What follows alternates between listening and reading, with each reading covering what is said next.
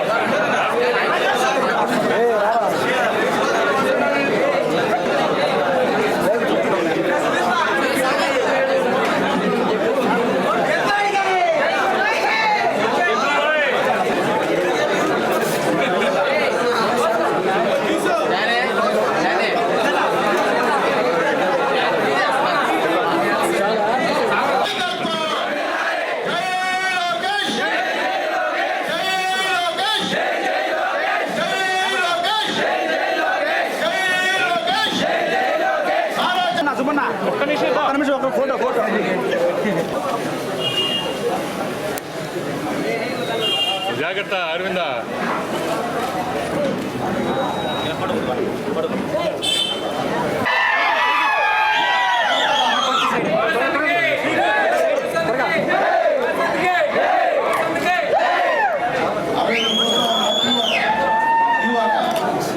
నెలకి 1,500 రూపాయలు ఇచ్చేటువంటి కార్యక్రమం అమ్మున్నా అమ్మకి 58 సంవత్సరాలు ఉన్నా, చెల్లికి 30 సంవత్సరాలు ఉన్నా ఇద్దరికి తలా 1500 నెలలు ఇచ్చే కార్యక్రమం అని చెప్పి నేను తెలియజేస్తున్నా. అట్లాగే ముఖ్యంగా మన ఇళ్లలో ఎంతమంది బిడ్డలు చదువుకుంటారో, ఒక బిడ్డ చదివితే 15,000, ఇద్దరు బిడ్డలు చదువుతుంటే 30,000, ముగ్గురు చదివితే 45,000, నలుగురు చదివినా 45 ప్లస్ ఒక 15 ఎంత 60,000. ఎంతమంది బిడ్డలు చదువుతుంటే అన్ని 15,000 ఇచ్చేదానికి చంద్రబాబు నాయుడు గారు సిద్ధంగా ఉన్నారని తెలియజేస్తున్నా. అయితే గుర్తు చేస్తున్నా, గతంలో జగన్మోహన్ రెడ్డి గారు ఇదే మాట చెప్పాడు. ఏమని ఎంతమంది చెబితే 15,000 ఇస్తాడు, గెలిచినాక ఏమన్నాడు, నేను టన్లేదు ఒకరికి ఇస్తాడు. సరే ఒకరు ఏంటంటే 15,000 ఇల్లేను 13,000 ఇస్తానని చెప్పి ఈరోజు మొదటి సంవత్సరం ఒక 10,000 మంది పడితే రెండో సంవత్సరం ఒక 5,000 మంది పోతారు. 5 మంది వచ్చాడు కార్యక్రమం. అంటే అంత మోసం చేసి ఈ రాష్ట్రాన్ని దివాలా తీసి ఈరోజు మీ అందరి పైన 3 లక్షల చిల్లర అప్పు ఉంది, మన అందరి పైన ఉంది. ఈరోజు రాష్ట్రం చూశారు ఏ విధంగా ఉందో. మన ఎక్కడ కూడా రాజధాని, మా రాజధాని ఇదే చెప్పేటువంటి పరిస్థితి కూడా ఈరోజు ఈ రాష్ట్రం ఉండేది. ఒక్క పరిశ్రమ రాలా, పరిశ్రమలు వస్తే యువతకు ఉద్యోగాలు వస్తాయి. కానీ ఆయన 4 సంవత్సరాలు 9 నెలల్లో ఉన్న పరిశ్రమల్ని బయట తెరవేశాడు తప్ప కొత్త పరిశ్రమలు తీసుకొచ్చే పరిస్థితి అని చెప్పి నేను తెలియజేస్తున్నా. ఈరోజు యువతంతా కూడా నమ్మకంతో ఈరోజు మీరు వచ్చారు. నేను చెప్పేది ఒకటే, గతంలో ఈ గూడూరు నియోజకవర్గాన్ని ఎక్కడుండా వచ్చిన వాళ్ళు ఎమ్మెల్యే అయ్యారు. ఒక ఆయన వచ్చిందంటే చెన్నై వచ్చాడు, పోయాడు, చాప్ సీట్ వెళ్ళిపోయినాడు. ఇప్పుడు మళ్ళీ ఇంకో ఆయన వచ్చాడు రాపూర్ నుంచి. ఆయన వస్తాడు, మా దగ్గర అందుబాటులో ఉండవు, కొంటాడు, ఆయన చూస్తున్నాడు, చాప్ సీట్ వెళ్ళిపోతాడు. కానీ సునీల్ కుమార్ మీ అన్నలో ఏ సమస్య వచ్చినా ధైర్యంగా మీతో వచ్చి పోరాడి ఉండేవాడు. నేను ఏ అవసరం వచ్చినా మీరు నేరుగా అన్నామని చెప్తే నేను పలికేవాడిని చెప్పి మీకు తెలియజేస్తున్నా. గతంలో ఎన్నో అభివృద్ధి కార్యక్రమాలు చేశాం. మీ ఊళ్ళలో కానీ మీ వార్డులో కానీ ఏదన్నా పని జరిగిందంటే ఆ తెలుగుదేశం పార్టీ నేను మున్సిపల్ చైర్మన్గా 90లో ఉన్నప్పుడు, తర్వాత ఎమ్మెల్యేగా నేను గెలిచినప్పుడు తప్ప ఈ రోజు వరకు కూడా ఈ వైఎస్ఆర్సీపీ గవర్నమెంట్ అక్కడి మట్టి కూడా మీ యొక్క వార్డులో కానీ మీ గ్రామాలు ఏదని చెప్పి ధైర్యంగా తెలియజేస్తున్నా. అట్లాగే నేను ఎమ్మెల్యేగా ఉన్నప్పుడు సీఎం సహాయ నిధులు దాదాపు 9 కోట్ల దాకా తీసిచ్చా.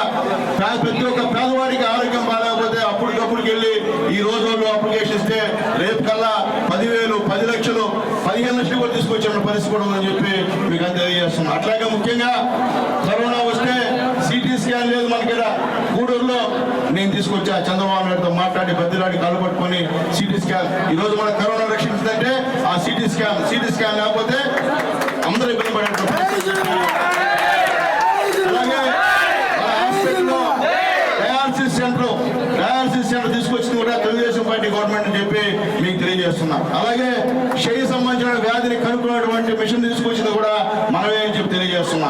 ఏదో చెప్తున్నా అంటే ఈరోజు గూడూరులో ఏ అభివృద్ధి కార్యక్రమం జరిగిందంటే అది నారా చంద్రబాబు నాయుడు గారి పుణ్యాన, లోకేష్ బాబు గారి పుణ్యాన అని చెప్పి నేను తెలియజేస్తున్నా. ఈరోజు ఇంతమంది బిడ్డలు, ఇంతమంది చదువుకున్నటువంటి బిడ్డలు మమ్మల్ని నమ్మి నువ్వు వచ్చినందుకు ఖచ్చితంగా మీ నమ్మకాన్ని అయితే ఒమ్ము చేయమని చెప్పి తెలియజేస్తున్నా. ఖచ్చితంగా రాబోయే రోజుల్లో చంద్రబాబు నాయుడు గారు ముఖ్యమంత్రిగా అవ్వడం ఖాయం.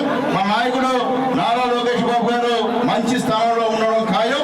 ఖచ్చితంగా యువత కోసం అనేక పథకాలు ఖచ్చితంగా వేయడం ఖాయం. అందరూ కూడా ప్రైవేటు సంబంధించిన ఫ్యాక్టరీలో ఎక్కడో ఒక దగ్గర చిన్న ఉద్యోగం అని ఇప్పించేటువంటి బాధ్యతని నేను తీసుకుంటానని చెప్పి మీ అందరికి నేను తెలియజేస్తున్నా. అట్లాగే మీరందరూ వాసు మీద నమ్మకంతో ఇంతమంది మేము కూడా కార్యక్రమం రాజకీయాలు చేశాం. కానీ మాకెంత ఫాలోయింగ్ లేదు. లీడర్ అనేవాడు ఎప్పుడు కూడా అందరితో కలిసిమెలిసి ఉంటే లీడర్ అవుతారు. అంతేగాని ఒకరితో బాగా ఇంకొకరితో బాగాలేకపోతే లీడర్ కానే కాదు. లీడర్కి రావాల్సిన లక్షణాలు రాబోయే రోజుల్లో భవిష్యత్తులో వాసుకి మంచి పెద్దలు కిరణ్ గారితో, భాస్కరణ గారితో, మా సీనన్న గారితో మాట్లాడి యువతలో కూడా ఒక మంచి పోస్ట్ ని ఇచ్చేందుకు వాసుకి మేము సిద్ధంగా ఉన్నామని చెప్పి ఇక రాబోయే 2 నెలల్లో ఎలక్షన్స్ ఉన్నాయి. ఖచ్చితంగా మీరందరూ మాతో ఉంటారని నమ్ముతున్నాం. ప్రతి బూత్ దగ్గర యువత అవసరం. ఈరోజు ఈ జగన్మోహన్ రెడ్డి గారు అంతా దొంగోట్లు, బోగస్ ఓట్లు రాయించి రోజు ఇబ్బంది పెట్టే కార్యక్రమం. ఇతను మళ్ళీ కానీ గెలిస్తే ఇక మనం ఉండాల్సిన అవసరం లేదు. మొత్తం దౌర్జన్యాలు, అనవసరంగా రౌడీ షీట్లు, లేకపోతే కేసులు, ఎస్సీల పైన ఎస్సీ ఎస్టీ కేసులు పెద్ద మనిషి ఈ జగన్మోహన్ రెడ్డి గారు అని చెప్పి చేసినటువంటి ముఖ్యమంత్రి ఈ జగన్మోహన్ రెడ్డి గారు అని చెప్పి నేను తెలియజేస్తున్నా. కాబట్టి ఏ తప్పు చెప్పినా అన్యం పుణ్యం ఎరుగని నారా చంద్రబాబు నాయుడు గారిని 53 రోజులు జైల్లో పెట్టినటువంటి శాడిస్ట్ ముఖ్యమంత్రి ఈ యొక్క జగన్మోహన్ రెడ్డి గారు అని చెప్పి నేను తెలియజేస్తున్నా. నిన్న కేసులో సుప్రీంకోర్టు చంద్రబాబు నాయుడికి క్లీన్ చిట్ ఇచ్చింది, కొట్టేసింది. చంద్రబాబు నాయుడు సంబంధం అని చెప్పి సుప్రీంకోర్టు కొట్టేసిన విషయం కూడా గుర్తు చేస్తున్నా. కాబట్టి ఇంకా ఎన్నో అభియోగాలు చేస్తున్నారు, అవి కోర్టులో నడుస్తున్నాయి. ఏ చెప్పినా కానీ తెలియజేస్తూ ఖచ్చితంగా మీ అందరి నమ్మకాన్ని ఒమ్ము చేయను. మీరు రేపటి నుంచి పనిలేనప్పుడల్లా పార్టీ ఆఫీస్ కూర్చోండి. అలాగే మీరు ఖచ్చితంగా ప్రతి సెంటర్లో మన వాళ్ళు ఎక్కడ కూర్చున్నా డిస్కషన్ పెట్టండి. గూడూరు లోకల్ సునీల్ కుమార్, ఇంతకుముందు వచ్చిన ఎమ్మెల్యేలంతా నాన్ లోకల్ ఉండే సునీల్ కుమార్ గూడూరు టౌన్లోనే, మిగతా వాళ్ళు ఎక్కడున్నారో కూడా తెలియని పరిస్థితి. కాబట్టి ఈ గూడూరులో అభివృద్ధి జరిగిందంటే తెలుగుదేశం పార్టీ హయాంలో అనేటువంటి విషయాన్ని కూడా మీరు చెప్పాల్సిన అవసరం ఉంది. ఈరోజు మీ వార్డులో ఎట్లా అవుతున్నాయంటే ఎల్ఈడి ఎట్లా అవుతున్నాయంటే అది నారా లోకేష్ బాబు వచ్చిన ఎల్ఈడి లైట్లు చెప్పి నేను తెలియజేస్తున్నాను. ఈరోజు ఆగిపోతే దిక్కులే. ఈరోజు మున్సిపాలిటీలో ఎక్కడెక్కడికి ఈ యొక్క రోడ్డు పాల్గొట్టినా అడిగేటువంటి దిక్కు మొక్కు లేదు. ఈ రోజుకి నీళ్ళు వచ్చి 2 రోజులు అయింది గూడూరు పట్టణంలో ఒక ఏరియాలో అయితే, అడిగేటువంటి మనిషి లేడు. గతంలో మేము ఉన్నప్పుడు ఎవరు వచ్చినా స్పందించాం. ఒకరోజు ఆలస్యమైన 2 రోజులు పనిచేసి పెట్టాం. ఈరోజు ఎవరు అధికారో తెలియదు, ఎవరు పనిచేస్తారో తెలియదు, ఎవరు ఎక్కడ పోయి మనోడు పోయి వాళ్ళ యొక్క బాధలు చెప్పుకోవాలో తెలియని పరిస్థితి రోజు ఉందని చెప్పి నేను తెలియజేస్తున్నా. ఖచ్చితంగా ఈరోజు మీరు మాకు అండగా ఉండండి, మేము మీకు అండగా ఉంటాం. అందరు కలిసి చంద్రబాబు నాయుడు గారిని ముఖ్యమంత్రిగా చేసుకున్న అందరికీ మన పోరాటం ఆకూడదని చెప్పి మీ అందరికీ తెలియజేస్తూ, ఎంతమంది భారీ ఎత్తున దాదాపు 300 నుంచి 500 మంది భారీ ఎత్తున ఈరోజు మమ్మల్ని నమ్మి యువత తెలుగుదేశం పార్టీలో చేరుతున్నందుకు మీ అందరూ కూడా పేరు పేరున ధన్యవాదాలు తెలియజేస్తూ నేను ముగిస్తున్నాను. ఇప్పుడు అందరూ కూడా ఒక్కొక్కరు వచ్చి శాలువాలు వేసుకోవాల్సిందిగా కోరుతున్నాను. ముందుగా Visakhapatnam region district public transport officer పై చర్యలు తీసుకోవాలని నేషనల్ మజూర్ యూనియన్ నాయకులు డిమాండ్ చేశారు. మంగళవారం తిరుపతి జిల్లా గూడూరు పట్టణంలోని ఏపీఎస్ఆర్టీసీ డిపో కార్యాలయం వద్ద నేషనల్ మజూర్ యూనియన్ నాయకులు నిరసన ధర్నా కార్యక్రమం నిర్వహించారు.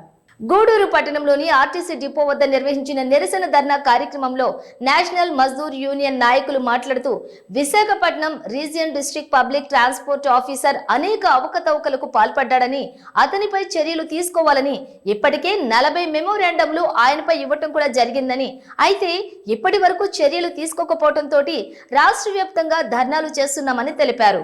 ఉన్నత అధికారులు, ఆర్టీసీ యాజమాన్యం, ప్రభుత్వం చొరవ తీసుకొని డిపిటిఓపై చర్యలు తీసుకోవాలని కోరుతున్నామని అన్నారు.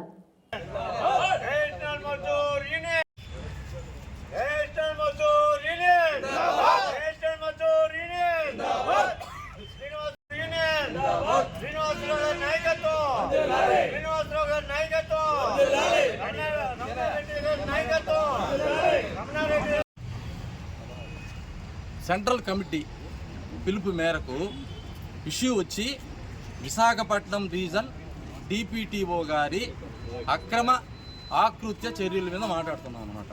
దీని మీద జిల్లాల వ్యాప్తంగా జరుగుతూ ఉంది. ఇది గత 2021లో డిపిటిఓ గారు వచ్చారు. ఆ తర్వాత 40 మెమోరాండంలతో వాళ్ళ జిల్లా నుంచి ఇవ్వడం జరిగింది. వీటి మీద ఎగ్జిక్యూటివ్ డైరెక్టర్ గారు కూడా దీని మీద చర్చించి ఈ ఇష్యూస్ని సాల్వ్ చేయమని చెప్పారు. అక్కడ సాల్వ్ కాలేదు.